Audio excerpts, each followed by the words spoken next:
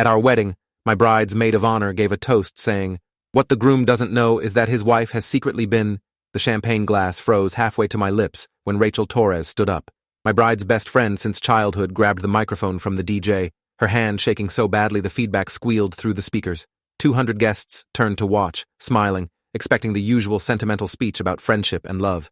I was smiling too, one arm around Vanessa's waist, feeling the silk of her white dress under my fingers.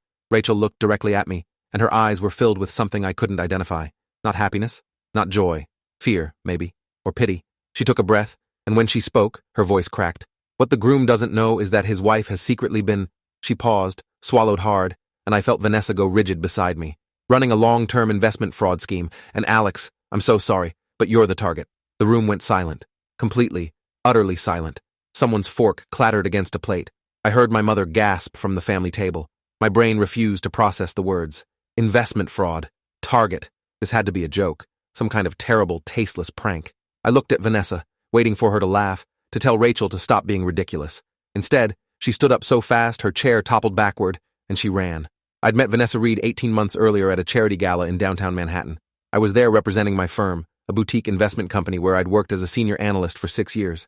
She was there representing some tech startup, wearing a green dress that matched her eyes, and when we started talking at the bar, I felt like I'd been struck by lightning. She was brilliant, funny, charming. She knew about market trends and cryptocurrency and emerging technologies. We talked for 3 hours about everything from venture capital to our favorite restaurants in the city. By the end of the night, I had her number, and by the end of the week, we'd had 3 dates. Vanessa worked in investor relations for a company called Next Gen Solutions, or so she told me. She traveled frequently for conferences and client meetings, always came back with stories about pitches and partnerships.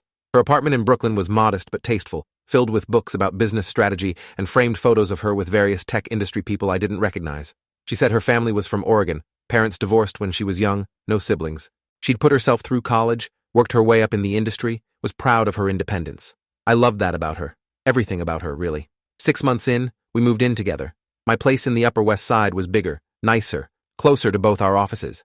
She integrated into my life seamlessly, met my friends, charmed my parents, came to my company events, and impressed my colleagues with her knowledge and wit. The engagement happened on a weekend trip to the Hamptons. I'd planned it for weeks, arranged for a private dinner on the beach, had the ring custom designed with a 2-carat diamond and emeralds to match her eyes.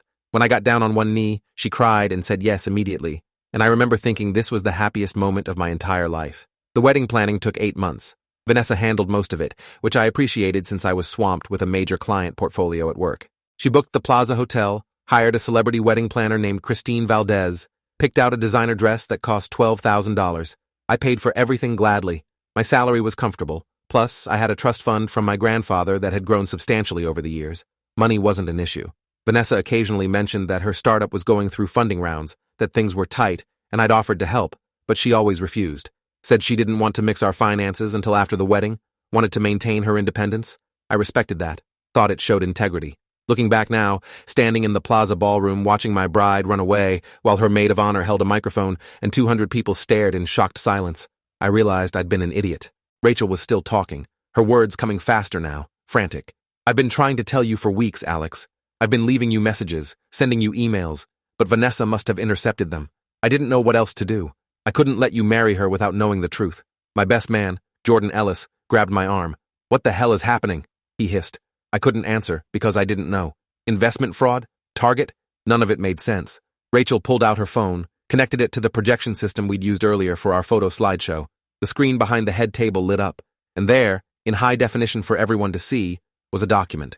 A contract of some kind, dated 3 months ago, with Vanessa's signature at the bottom. "This is a loan agreement," Rachel said, her voice steadier now, more determined. "Vanessa borrowed $350,000 from a private lending company called Meridian Capital Group 3 months ago. She used Alex's financial information, including his trust fund details and salary information, as collateral without his knowledge or consent. The numbers swam in front of my eyes. $350,000. My financial information, without my knowledge. "That's impossible," I said. My voice sounded hollow, distant. "I never signed anything. I never gave her access to that information." Rachel advanced to the next slide. Bank statements. My bank statements, showing detailed information about my accounts, my trust fund, my investment portfolio. Documents I'd never shown Vanessa. Documents that were supposed to be confidential between me and my financial advisor. "How did she get these?" I demanded. Louder now. People were murmuring, shocked whispers rippling through the crowd. If you are enjoying this story already, please subscribe to see more stories like this. Rachel's face was grim. I don't know exactly, but I know she has them, and I know she's been using them. Alex, Vanessa's real name is Vanessa Keller. She's wanted in 3 states for investment fraud, identity theft, and embezzlement. The woman you think you know doesn't exist. The floor seemed to tilt beneath my feet. Jordan's hand on my arm was the only thing keeping me upright. You're lying, I said, but even as the words came out, I knew she wasn't. Too many things suddenly made sense. The way Vanessa always insisted on handling our joint finances.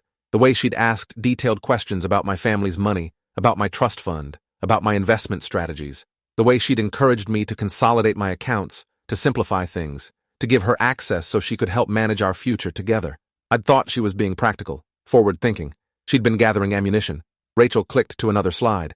A police report, dated 4 years ago from Seattle, Washington. Suspect, Vanessa Marie Keller, age 31, wanted for questioning in connection with a fraud scheme targeting wealthy professionals. The photo showed Vanessa, but with different hair, different makeup, still unmistakably her. I hired a private investigator, Rachel said, looking at me with tears in her eyes. I'm sorry, Alex. I know this is awful, but 2 months ago, Vanessa came to me asking about your family's financial situation. Wanted to know details about your grandfather's trust, about your parents' assets. She said she wanted to plan a surprise for you, something big, but it felt wrong, so I started digging. The private investigator's name was on the next slide. Leonard Reeves, 23 years of experience in fraud investigation, formerly with the FBI. He'd compiled a 50-page report on Vanessa Keller's history, multiple aliases, multiple victims, a pattern stretching back a decade. She'd target successful men, usually in finance or tech, build relationships with them, gain access to their financial information, take out loans or lines of credit in their names, and then disappear before anyone realized what had happened. Her last known victim was a venture capitalist in Portland who'd lost nearly $500,000 before discovering the fraud. She'd vanished before he could press charges, changed her identity, and moved to the East Coast, to New York, to me. My hands were shaking so violently I had to grip the edge of the table. My mother was crying, my father was on his phone, probably calling our family lawyer. Jordan kept asking me questions I couldn't process, and Vanessa was gone. She'd run the moment Rachel started talking, disappeared into the maze of the plaza's corridors. She knew. She'd known this was coming somehow, and she'd prepared an exit strategy. Where is she? I managed to ask. Rachel shook her head. I don't know. But Alex, you need to call the police, right now, and you need to call your bank and freeze your accounts immediately. I pulled out my phone with numb fingers and dialed my bank's emergency line. While I was on hold, Rachel continued showing slides. Emails between Vanessa and Meridian Capital Group, discussing the loan she'd taken out using my information as collateral. Text messages between Vanessa and someone named Gregory Hale, apparently her accomplice, discussing their timeline. Wedding is scheduled for September 22nd. Once we're married, I'll have full access. Should be able to pull at least $800,000 before anyone notices. The date of that text was 3 weeks ago. 3 weeks ago, while we'd been doing our final venue walkthrough, while I'd been excitedly talking about our honeymoon plans, Vanessa had been texting her partner in crime about how much money she could steal from me. The bank representative finally came on the line. I explained the situation as calmly as I could, which wasn't very calm at all. She put me through to their fraud department immediately. Within 10 minutes, my accounts were frozen, flags were placed on all my credit, and they'd started an internal investigation. While I was on that call, Jordan was on his phone with the police. By the time I hung up, 2 NYPD officers were already on their way to the plaza. The wedding guests were in chaos. Some were leaving, others were clustered in groups talking frantically, taking photos of Rachel's presentation. My parents had made their way to the head table, my mother sobbing, my father's face red with fury. How did we not know? My mother kept saying. How did we not see this? The NYPD officers arrived 20 minutes later. Detective Lisa Banning, 15 years on the force, specializing in fraud and white-collar crime, and her partner, Officer James Cross. They took statements from me, from Rachel, from Jordan. They reviewed the evidence Rachel had compiled, made copies of everything, put out a bolo for Vanessa Keller. We're going to need you to come down to the station tomorrow, Detective Banning said, her voice professional but not unkind. We'll need a full statement, details about your relationship, anything that might help us locate her. Do you have any idea where she might go? I shook my head. I thought I knew everything about her. Turns out I didn't know anything. Does she have access to your apartment? Yes. She has keys, codes, everything. We'll send a unit there. If she shows up, we'll apprehend her. In the meantime, change all your locks, all your passwords, all your security codes. Assume she has access to everything. Detective Banning handed me her card. I know this is overwhelming, Mr. Hartley, but you did the right thing calling us immediately. The faster we move, the better chance we have of catching her and recovering your assets. After the police left, the plaza's management approached cautiously. The wedding was clearly over, but we still had the venue for another 3 hours. My father handled it, speaking to them in low tones, while my mother held me like I was 5 years old again. Rachel sat down next to me, still holding the microphone like a weapon. "I'm sorry," she said quietly. "I'm so sorry I had to do it this way. But she blocked my emails, didn't she?" I nodded numbly. "She has access to my email. She probably set up filters to send your messages to trash automatically. I tried calling you, multiple times. She answers my phone sometimes when I'm in meetings. Said she was being helpful." Rachel closed her eyes. "She's been planning this so carefully. Alex, the private investigator found evidence that she's been scoping you out for almost 2 years before you even met. The charity gala where you met, she knew you'd be there. She researched your company, your position, your background, the conversation you had about market trends. She'd prepared for it, studied the topics she knew you'd be interested in. Every single thing was calculated. The nausea was overwhelming. I stood up abruptly, made it to the bathroom just in time to throw up. When I came back out, Jordan was waiting. "Your dad booked you a room here at the hotel. You shouldn't go back to your apartment tonight, not until the locks are changed and the police clear it." I let him lead me to an elevator, up to a suite on the 12th floor. My wedding suit felt like it was strangling me. I stripped it off, stood in the shower until the water ran cold, and then sat on the edge of the bed in a hotel robe, staring at nothing. My phone started ringing. Unknown number. I answered automatically. "Alex Hartley?" A man's voice, smooth, professional. "Yes. My name is Gregory Hale. I believe you're looking for Vanessa." My blood went ice cold. "Where is she?" "Safe. And she's very sorry about how things ended tonight. She didn't want it to happen this way." "She's a thief," I said, my voice shaking with rage. "She's a con artist who's been lying to me for 18 months. She's a woman who made some difficult choices in a difficult situation," Gregory said. "And she genuinely cares about you, Alex. She told me so herself. If she cared about me, she wouldn't have stolen from me." "She hasn't stolen anything yet," Gregory pointed out. "The loan from Meridian was taken out in her name, using information you voluntarily shared with her during the course of your relationship. And if you check the fine print of that loan agreement, you'll see that she never actually forged your signature or claimed to be you. She simply provided financial references." My hands clenched into fists. "That's fraud. That's debatable, and expensive to prove in court. But here's what I'm proposing. Vanessa is willing to disappear completely from your life. No contact, no claims on any joint assets, no attempts to access your accounts. In exchange, you don't press charges, don't pursue legal action, and we all move on with our lives.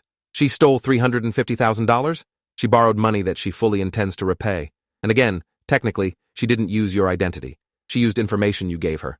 Her lawyer is confident that no criminal charges would stick." I couldn't breathe. This couldn't be happening. "Put her on the phone," I demanded. "I want to talk to her." "That's not possible right now." "Then tell her she's going to prison. Tell her I'm pressing every charge I possibly can. Tell her—" "Alex!" Gregory's voice cut through my rage. "Think carefully. Do you really want the next year of your life consumed by legal battles and criminal investigations? Do you want your name in the papers as the fool who got conned by his own fiancée? Do you want every detail of your relationship dissected in court? Or do you want to move on, protect your reputation, and salvage what you can?" The line went dead. I sat there holding the phone, shaking with fury and humiliation. He was right about one thing. The publicity would be devastating. My career, my reputation, my family's name, all of it dragged through the mud because I'd been stupid enough to fall for a con artist. But letting her walk away felt like letting her win. I called Detective Banning immediately and told her about Gregory's call. She swore under her breath. "We're tracking your phone. Did you keep him on long enough for us to get a location?" "I don't know. Maybe 2 minutes? We'll see what we can do. And Mr. Hartley, don't engage with them again. If they contact you, let it go to voicemail and call me immediately. They're trying to manipulate you into not pressing charges." The next morning, I went to the police station and gave a full statement. It took 4 hours, going through every detail of my relationship with Vanessa, every conversation about money, every access point she'd had to my information. Detective Banning listened carefully, took notes, recorded everything. "The good news is that your bank caught the fraud quickly," she said. "The loan from Meridian Capital was flagged as suspicious because of the amount and the collateral claims. They've frozen the funds pending investigation, so Vanessa doesn't actually have the money yet." "What about the other victims?" I asked. "The people she scammed before me? We're coordinating with investigators in Seattle and Portland. If we can establish a pattern, build a case across multiple jurisdictions, it strengthens everything. But I'll be honest with you, these cases are hard to prosecute. Con artists like Vanessa are experts at staying just on the legal side of fraud. They manipulate, they deceive, but they're careful not to forge signatures or explicitly commit identity theft. They rely on victims voluntarily giving them information and access, so she might get away with it." Detective Banning's expression was grim.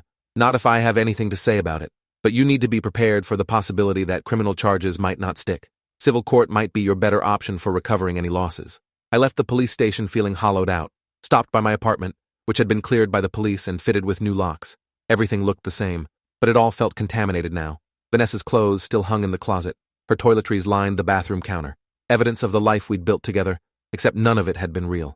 If this story keeps your interest, please subscribe to get more stories like this. I called my family's attorney, Richard Copeland, 52 years practicing law in New York, specializing in financial litigation. He'd handled my grandfather's estate, my parents' trusts, and various business matters for our family. He agreed to meet me that afternoon at his office in Midtown. Richard listened to everything, reviewed the evidence Rachel had compiled, examined the loan documents and bank statements. "This is sophisticated," he said finally. Vanessa knew exactly what she was doing. She stayed just inside the legal boundaries while gathering enough information to make you vulnerable. Can we sue her? Absolutely. For fraud, breach of trust, intentional infliction of emotional distress. We can pursue civil damages for any financial losses you've incurred, legal fees, and potentially punitive damages. But we have to find her first. What about Gregory Hale, the man who called me? We'll investigate him too. If he's an accomplice, if he's profited from this scheme, he's liable as well. I'm going to hire a forensic accountant to trace where the Meridian Capital loan was supposed to go, who else might be involved, how deep this network runs. The forensic accountant was named Diane Fletcher, 20 years of experience tracking financial fraud for corporate litigation. Richard brought her in 2 days later. She started pulling records, following money trails, building a timeline of Vanessa's activities. What she found was disturbing. Vanessa had been setting up the infrastructure for this fraud for over a year. Shell companies, fake business accounts, a network of accomplices including Gregory Hale, who worked as a financial consultant, creating legitimate-looking paperwork to support the scam. The Meridian Capital loan was just one piece. Diane found evidence that Vanessa had been planning to take out additional loans, open lines of credit, possibly even file joint tax returns, claiming false deductions that would have triggered audits and penalties on my accounts. If she'd succeeded, Diane said, showing me her preliminary report, you would have been looking at potential financial liability in excess of $1 million. Between the fraudulent loans, the tax implications, the damage to your credit, the legal fees to untangle everything, she was planning to destroy you financially. I felt sick. Why? Why would she do this? Money, Diane said simply. According to what we've found, Vanessa and her network have been running similar schemes for years. They target wealthy individuals, build relationships, extract as much financial access as possible, and then disappear. It's a business for them. A business built on ruining people's lives. Yes. Richard scheduled a meeting with the district attorney's office. We met with Ada Monica Stevens, 8 years prosecuting white-collar crime, and her team. They reviewed all the evidence Detective Banning had collected, the civil investigation Diane had conducted, Rachel's private investigator reports. We want to prosecute, ADA Stevens said. But I need to be honest with you. These cases are challenging. Defense attorneys will argue that Vanessa was in a legitimate relationship with you, that you voluntarily shared information, that there was no explicit forgery or identity theft. The loan from Meridian was technically taken out in her name, not yours. But she used my financial information as collateral without permission, I said. Without explicit written permission, yes. But she'll argue you gave her verbal permission, that you discussed finances openly as an engaged couple planning a future together. It becomes, he said, she said, and that's hard to prove beyond reasonable doubt. So she just gets away with it? I didn't say that. What I'm saying is that we need to build the strongest possible case. We need to connect her to previous victims, establish a pattern of behavior, prove intent to defraud. Detective Banning is working on that. In the meantime, we've issued a warrant for her arrest on charges of attempted fraud and conspiracy to commit fraud.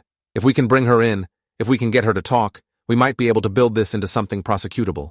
3 weeks went by. No sign of Vanessa. No activity on any of her known accounts. No contact with any of her previous associates. She'd vanished completely, and Gregory Hale had vanished with her. The wedding became New York's scandal of the season. Someone had recorded Rachel's toast, posted it online. Within days, it had 5 million views. People were calling me an idiot, a fool, saying I should have known. The comments were brutal. My firm put me on temporary leave, said they needed to distance themselves from the publicity until things settled down. My friends didn't know what to say to me. Some stopped calling altogether. Rachel was the only one who stayed constant. She called every day, checked on me, brought me food when I couldn't bring myself to eat. This isn't your fault, she kept saying. You're not stupid for falling in love with someone. You're not an idiot for trusting your fiancé. I gave her everything, I said. Access to my accounts, my passwords, my life. How is that not stupid? It's what people do when they're in love and planning a future together. You couldn't have known she was lying about everything, but I should have known. Looking back, there were signs. The way she'd deflected questions about her family, always keeping things vague. The way she'd never introduced me to any childhood friends or showed me photos from her past. The way she'd insisted on keeping her own bank accounts completely separate while asking detailed questions about mine. I'd thought she was independent and private. She'd been protecting her cover story. A month after the wedding, Detective Banning called. We found her. My heart stopped. Where? Vegas. She was using a fake ID, working at a casino under the name Michelle Grant. Local police picked her up on the warrant. She's being extradited to New York. When? She'll be here in 3 days. We'll arraign her, and then we'll see if she's willing to talk. Gregory Hale is still in the wind, but we're working on it. Vanessa's arraignment was surreal. I sat in the courtroom with my parents and Rachel, watching the woman I'd almost married stand before a judge in an orange jumpsuit. She looked different, harder. The softness, the vulnerability she'd always shown me was gone. This was the real Vanessa Keller, and she was cold as ice. The charges were red: attempted fraud, conspiracy to commit fraud, identity theft, forgery. Her lawyer, a slick public defender who looked barely out of law school, entered a plea of not guilty. Bail was set at $200,000. To my shock, someone posted it within hours. Vanessa was released pending trial. Who paid her bail? I asked Detective Banning afterward. We're trying to find out. Could be Gregory Hale, could be another accomplice, could be money from previous scams, but she's required to wear an ankle monitor and stay within New York City. If she runs, we'll know immediately. 2 days later, Vanessa called me. I almost didn't answer, but Detective Banning had said to keep any contact recorded and documented. Alex, her voice was softer now, the familiar tone she'd used throughout our relationship. I know you hate me. That's an understatement. Can we meet? Just to talk. I owe you an explanation. You owe me $350,000 and 18 months of my life. Please. One conversation. That's all I'm asking. Against my better judgment, against the advice of my lawyer and the detective, I agreed. We met at a coffee shop in the village, public enough that I felt safe, quiet enough that we could talk. Vanessa looked tired, older than her 33 years. Thank you for coming, she said, as I sat down across from her. I didn't come here to forgive you, I said. I came here because I want to understand why. Why me? Why this? She was quiet for a long moment, staring at her coffee cup. Because you were perfect. Successful, wealthy, trusting. You came from money, but you'd earned your own success too. You were exactly what we look for. We? The network. Gregory and the others. We've been doing this for years, Alex. It's what we do. Ruining people's lives is what you do. Making money is what we do, she corrected. And usually our targets never even realize they've been scammed until we're long gone. You were supposed to be the same. A quick marriage, access to your accounts, a few strategic withdrawals disguised as investments or business expenses, and then a convenient divorce a year later. You'd take a financial hit, but it wouldn't destroy you. That was the plan. What changed? Rachel, Vanessa said bitterly. She started digging too early. We usually have at least a year after the wedding before anyone notices discrepancies. But she got suspicious and hired that investigator, and everything accelerated. I leaned back in my chair, studying her. Did any of it mean anything? Any of our time together? She met my eyes. I won't insult you by saying I loved you, but I didn't hate you either. You were a job, Alex. A very lucrative job that I was good at. And for what it's worth, you were probably the easiest mark I've ever had. You trusted completely, questioned nothing, gave me everything I asked for. In another life, that might have been sweet. In this one, it made you vulnerable. The casual cruelty of it took my breath away. You're going to prison, I said. Maybe, maybe not. My lawyer thinks the evidence is circumstantial. I never actually stole anything, never forged your signature, never committed explicit fraud. I just made plans, and planning isn't illegal. You took out a loan using my financial information. I listed you as a financial reference, which people in relationships do all the time. Meridian Capital should have verified the information independently. Their failure to do so isn't my criminal responsibility. She had an answer for everything. Just like Gregory had said on the phone. They'd set this up perfectly, staying just on the legal side of fraud. Why did you bail out? I asked. After the wedding? You ran. Why not face it? Because Gregory told me to. Said the situation was compromised, that we needed to cut our losses and disappear. I trusted him. Like I trusted you. She flinched at that. Good. I stood up to leave. This conversation is over. I hope they find enough evidence to put you away for years. I hope every person you've ever scammed comes forward and buries you in testimony. And I hope you spend every day in prison thinking about all the lives you've destroyed for money. Alex. She reached for my hand. I jerked away. Don't touch me. Don't call me. Don't come near me ever again. The next time I see you should be in court when they sentence you. I walked out of the coffee shop shaking with rage and something else. Relief, maybe. Because seeing her again, hearing her admit the truth so casually, killed any remaining doubt or hope I'd been harboring. She wasn't the woman I'd fallen in love with. That woman had never existed. The trial took 6 months to build. During that time, Detective Banning and Ada Stevens worked with investigators in multiple states to build a comprehensive case. They found 3 other victims willing to testify. A venture capitalist in Portland who'd lost nearly $500,000, a real estate developer in Seattle who'd been scammed out of $200,000, a tech entrepreneur in Austin who'd discovered the fraud before it was complete, but had still lost significant money and time untangling the mess. The pattern was identical across all cases. Vanessa would research her targets, manufacture a meeting, build a relationship, gather financial access, and then coordinate with Gregory Hale and their network to extract maximum value before disappearing. They'd been running this operation for at least 8 years. The forensic accountant, Diane Fletcher, traced the money from all the schemes. Over $2 million had flowed through various shell companies and offshore accounts connected to Vanessa and Gregory. They'd lived well off other people's financial destruction. When the trial finally started, the courtroom was packed. Media coverage was intense. People were fascinated by the story of the con artist bride and the wedding toast that exposed her. I had to testify, of course. Spent 3 days on the witness stand describing my relationship with Vanessa, the access I'd given her, the trust I'd placed in her. Vanessa's defense attorney tried to make me look naive, tried to suggest that I'd been complicit in sharing my financial information. Mr. Hartley, you never once suspected your fiancée had ulterior motives? No. I was in love with her. I thought we were building a life together. And you freely gave her access to your bank accounts, your investment information, your family trust details? Yes, because I thought we were getting married. I thought we were partners. So you acknowledge that you voluntarily provided all this information? Under false pretenses. She lied about everything. Her name, her background, her intentions. That's fraud. The other victims testified too. Each told similar stories of manipulation and betrayal. Together, we painted a picture of a sophisticated, long-running criminal operation designed to exploit trust and intimacy for financial gain. Gregory Hale was arrested during the trial, finally located in Miami using one of his many aliases. He was brought to New York in chains and immediately flipped on Vanessa, agreeing to testify against her in exchange for a reduced sentence. His testimony was devastating. He described in detail how they'd select targets, the research process, the scripts Vanessa would use to build rapport and trust. He confirmed that the entire relationship with me had been calculated from the beginning, that the charity gala meeting had been staged, that every conversation and shared moment had been part of the con. She's the best I've ever worked with, Gregory said on the stand. She can become anyone the target needs her to be. Brilliant, vulnerable, funny, ambitious, whatever works. With Mr. Hartley, she played the independent career woman who valued intelligence and authenticity. It's what he was looking for, so that's what she gave him. Vanessa's lawyer tried to discredit Gregory, to suggest he was lying to save himself, but the evidence backed up everything he said. The shell companies, the bank records, the communications between them coordinating the schemes. It was all there. The jury deliberated for 8 hours. When they came back, I was sitting between my parents, holding my mother's hand. On the count of conspiracy to commit fraud, how do you find? Guilty. On the count of identity theft, how do you find? Guilty. On the count of attempted grand larceny, how do you find? Guilty.